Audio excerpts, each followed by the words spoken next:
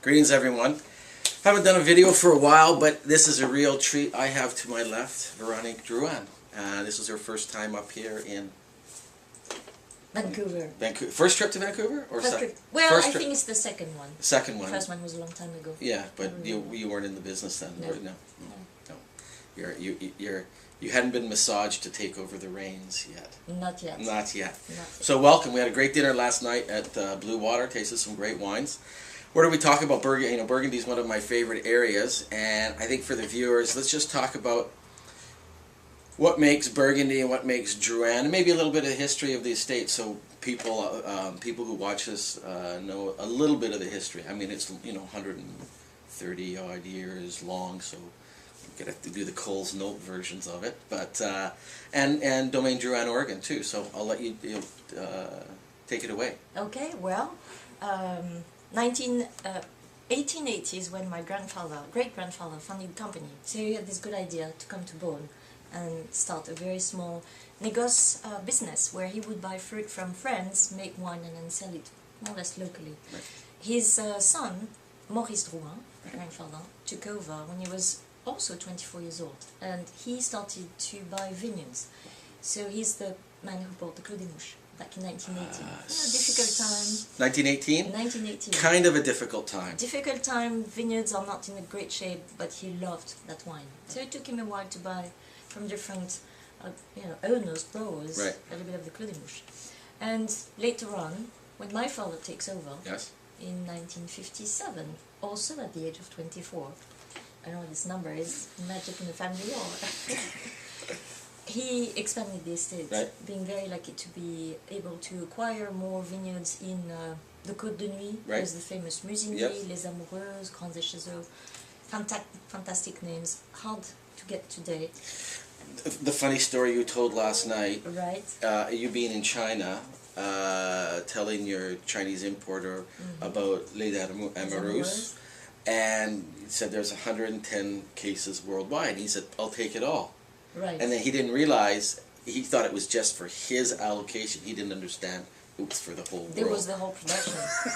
But this is true for I know. most of them. Yeah, yeah. Take Le Musigny, it's the same. Musigny is 110, and in a very good, generous year, like 2009, maybe 150 cases. How many growers are there in Musigny?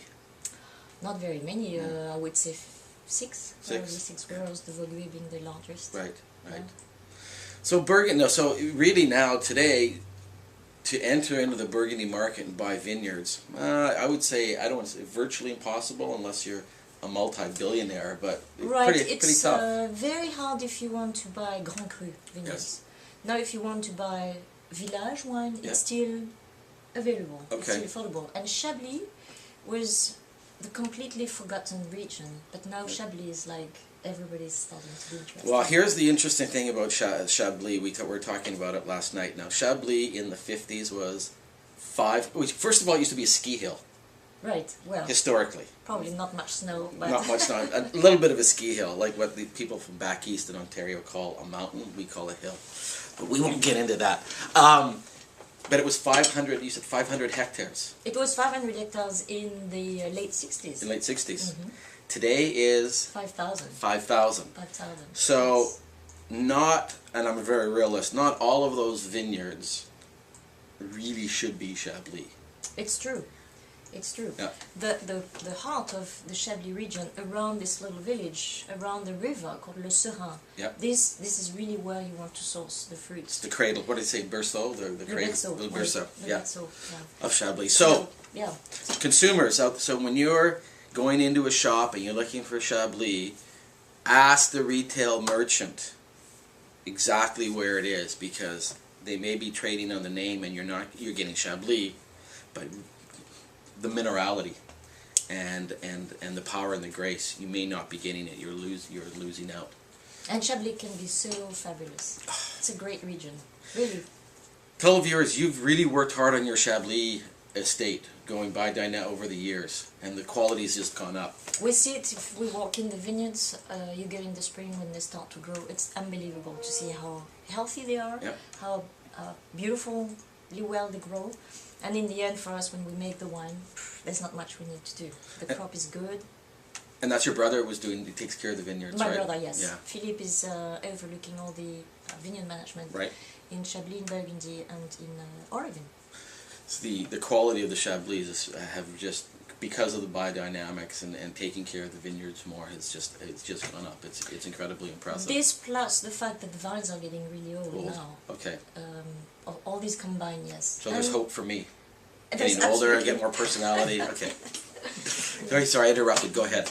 No, I was going to say this combined also with really good vintages. We've been lucky lately in Chablis. Yeah, but I remember going to Burgundy, not Chablis, but going to Burgundy 20 years ago, and you know, you had some good vintages, but the viticultural and the vinification techniques weren't as sophisticated as they are today, and you can mitigate poor vintages today as opposed to 25 or 30 years, 30 years ago.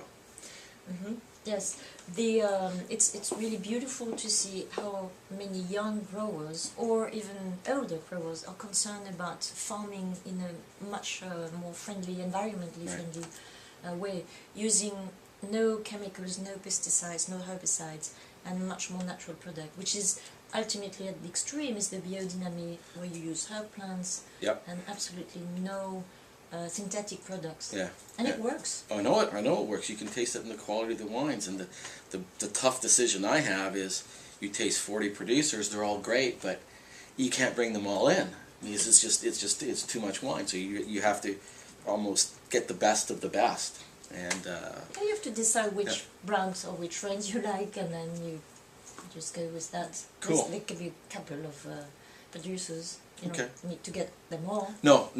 And Jean-Francois always takes care of me when I'm in Burgundy. Oregon, also, it started in 1988. We don't have much time left, but the quality of the wines have just also skyrocketed. How much time do we have left, Leah? 3 minutes? Okay, good. So Tell the viewers about Oregon. Well, Oregon is a fantastic adventure. Started in '88 with no vineyards, so we would buy fruit. Now today, 100% of the wine we produce comes from our fruit. Yeah. The vines are 25 years old for the oldest, so the roots are deep. So we really see the quality of the wine comes a little bit from the know-how, the viticulture practices we do, but also the age of the vine. So all this combines. We keep a similar style to the Burgundy philosophy, trying to produce really elegant Pinot, which is all about the variety. Right, but with the Oregon flavor, Oregon terroir in it. Which is very different from Burgundy. The Oregon terroir is volcanic, Burgundy is marl and limestone. But in the end, the finished product should be something complex, delivering a lot of pleasure and aging well. Yeah. And we did find that in Oregon. Well, it's fun. It's funny. I told you quickly last night before I had to go. I've been going to Oregon for a long time, and one of the things I did is for my daughter's birth year, I did a special cuvee of Ken Wright. Right. And I went through the barrels and mixed some stuff, and it was for the '94 vintage. I got in a little bit of trouble because I sold it all to my customers. I didn't have any for our family, and a few of my customers bucked up, and they had bought the bottles from me, and they gave them back to me. Nice. So my wife wasn't too mad. We still have a few, but the wines age. Oregon Pinots do age if they're made in the They do age very manner. well, Yeah. which is something we didn't know. So if you go back to '88 vintage, the first vintage of Dilio, the wine is still very nice. Still good. Yes. So Burgundy, must visit, is Drouhin, and of course if you want to do the 6-hour drive to Oregon, Domaine Drouhin, Oregon, but you need to phone for an appointment, No, correct? you can come. Already? It's open Wednesday through Sunday. Perfect. If you want to hold tour of the winery, it's better to make Exactly. an appointment. And great restaurants in Oregon. Red Hills Cafe is very good. Nick's is also really good. Yes. Plus a bunch of other places. Veronique, pleasure. Thank you for taking the time. Thank you. My pleasure. Merci.